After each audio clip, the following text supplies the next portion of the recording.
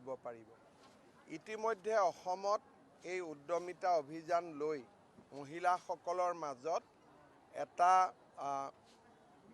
বহুত বেছি জনপ্ৰিয়তা বা বহুত বেছি উৎসাহ আমি দেখিবলৈ পাইছোঁ। মই ভাবোঁ যে অসমৰ গ্ৰাম্য অৰ্থনীতিত এই আঁচনিটোৱে এটা নতুন পৰিৱৰ্তন আনিবলৈ সক্ষম হ'ব।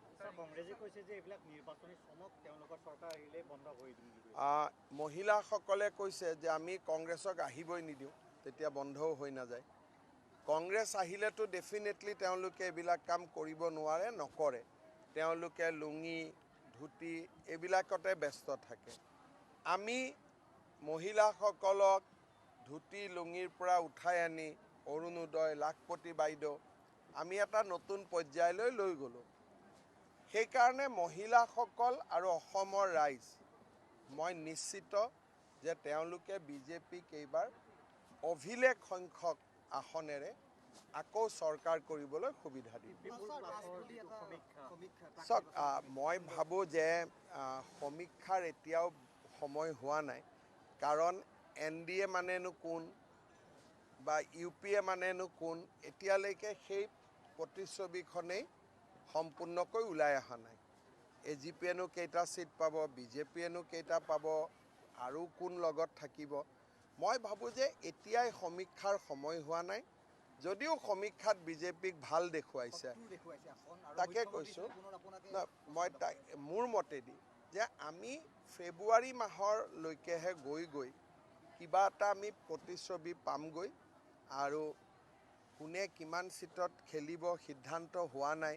গতিকে নম্বৰটো আমি কেনেকৈ ক'ব পাৰিম। মই ভাবোঁ যে সমীক্ষাক লৈ আমি উৎসাহিত হ'ব নালাগে, কিন্তু সভাত মানুহৰ উপস্থিতি বা মানুহৰ মৰম এইবিলাকক লৈ আমি উৎসাহিত হ'ব লাগে। আৰু লাষ্টত মোৰ নিজৰে এটা সমীক্ষা থাকিব, সেইকাৰণে মই সমীক্ষাক লৈ বেছি চিন্তা কৰা নাই।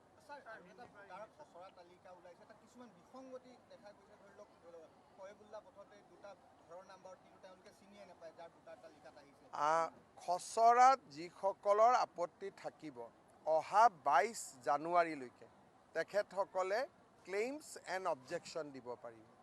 সেইকাৰণে ডেমক্ৰেটিক দেশ এখনত যিহেতু সকলো সুবিধা থাকে, ৰাইজে যি ক'ব খোজে কোৱাৰ এটা প্ৰক্ৰিয়া থাকে, গতিকে যিসকলৰ মনত এনেকুৱা সন্দেহ আছে, মই আহ্বান জনাম যে 22 জানুৱাৰীৰ আগতে নিৰ্বাচনী আয়োগক আজিকালি আনকি ইমেইল জৰিয়তেও দিব পাৰি।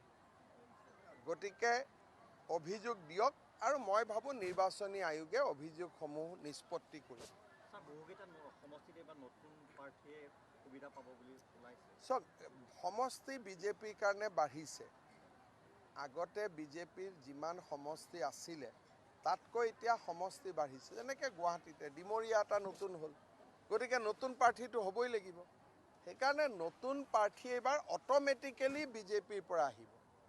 আমি ধৰক গুৱাহাটীত 4জন MLA আছোঁ, 5 নম্বৰ ছিটটো ওলালে, এতিয়া ইয়াততো নতুনে আহিব লাগিব। অতুল বৰাইতো দুটাত খেলিব নোৱাৰে।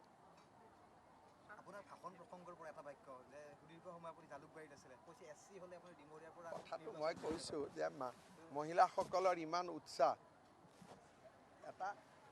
এইটো এটা ভাষণৰ প্ৰক্ৰিয়া এটা।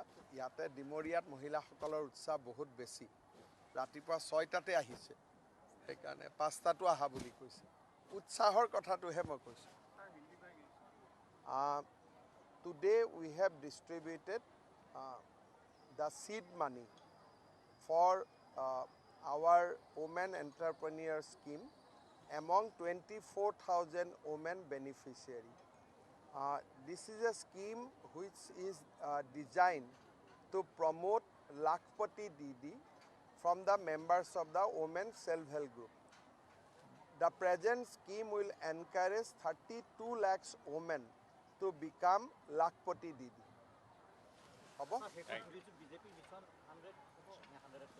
মই কোনো সংখ্যা নিদিওঁ।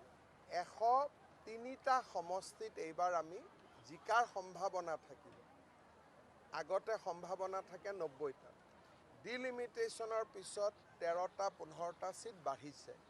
গতিকে 103টাত আমি বিজেপিয়ে হওক বা আমাৰ মিত্ৰ দল আমি ভাল কৰি ইলেকশ্যন খেলিম আৰু 22টা মানত আমি খেলিলেও আমাৰ জিকাৰ সম্ভাৱনা নাই তাতে প্ৰতীকী কম ফাইট হ'ব 103টাত আমি ভাল কৰি খেলিম তাৰ ভিতৰত ৰাইজে 100/100ও দিব পাৰে 100/90ও দিব পাৰে 100/80ও দিব পাৰে বাকী কেইটা সিট ৰাইজে আমাক দিব নিদিব এইটো ৰাইজে ঠিক কৰিব মই আৰু 100টা পাম 200টা পাম এইবিলাক বিতৰ্কত মই যাব খোজা নাই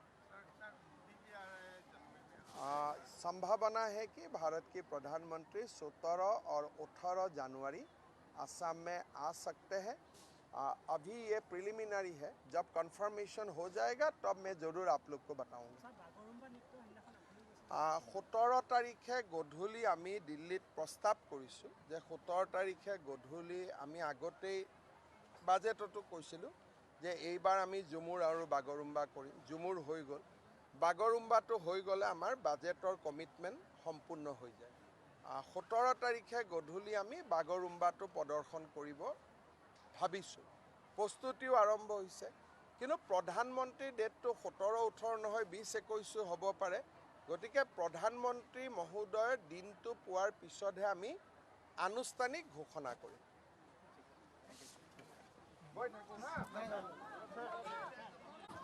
জয় ৰাজু ভাই মহিলাখিনি নোলাওঁতে গাড়ীখন উলিয়াব লাগিব উলিয়াব নিদিয়ে ন আমি আনিম